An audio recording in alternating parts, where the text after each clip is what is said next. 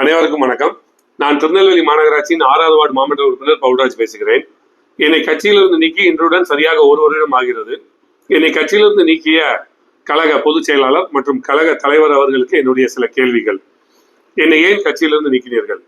என்னுடைய வார்டில் நான் வைத்த கோரிக்கைகள் நடைபெறவில்லை என்று நான் போராடியதால் என்னை கட்சியிலிருந்து நீக்கினீர்கள்.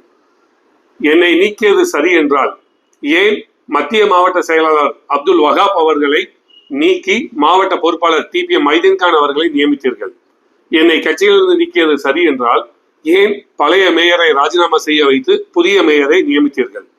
என்னை கட்சியிலிருந்து நீக்கியது சரி என்றால் ஏன் இன்றும் திருநெல்வேலி மாநகராட்சியில் திமுக மற்றும் கூட்டணி கட்சியை சார்ந்த மாமன்ற உறுப்பினர்கள் போராட்டங்கள் நடத்தி கொண்டிருக்கிறார்கள்?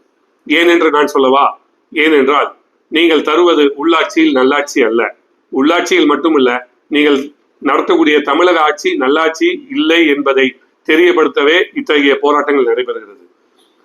மரியாதைக்குரிய எங்க அண்ணன் உதயநிதி அவர்கள் துணை முதல்வராக பதவியேற்ற அன்று அவருக்கு வாழ்த்து தெரிவித்துவிட்டு, நீங்கள் என்னை தற்காலிகமாக நீக்கினீர்கள், நான் நிரந்தரமாக விலகிக் கொள்கிறேன் என்று நான் வெளியே வந்துள்ளேன்.